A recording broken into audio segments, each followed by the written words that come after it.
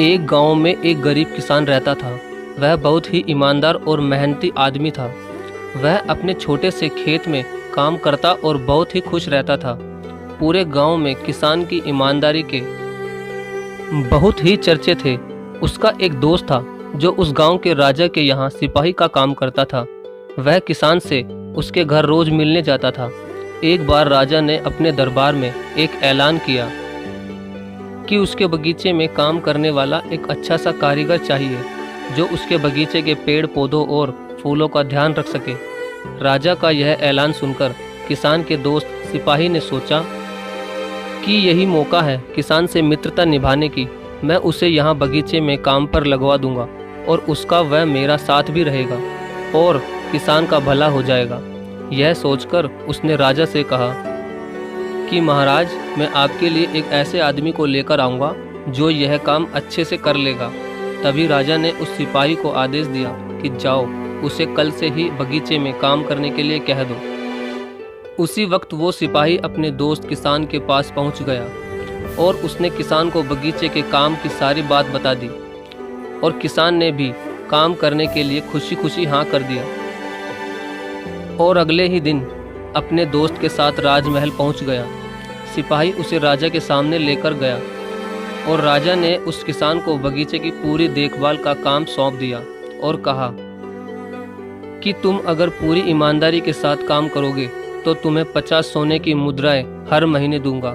किसान खुशी खुशी बगीचे में काम करने के लिए हाँ कर देता है और वह उसी वक्त से बगीचे में काम करने लगा। किसान बगीचे में बहुत दिल लगाकर काम करता था। कुछ दिन बीत गए। किसान ने बगीचे को बहुत सुंदर व हरा भरा बना दिया। राजा को उसका काम बहुत पसंद आया।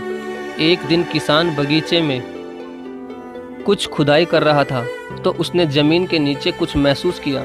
तो उसने और खुदाई की तो देखा वहाँ नीचे एक बड़ी सी संदूक थी। किसान ने वह संदूक बाहर निकाली और खोल कर देखी तो क्या देखा, वह सोने और चांदी से भरी हुई थी।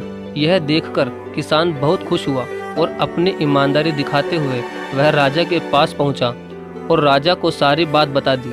राजा किसान की ईमानदारी देखकर बहुत खुश हुआ और उसके साथ वहां गया जहां किसान ने खजाना निकाला था।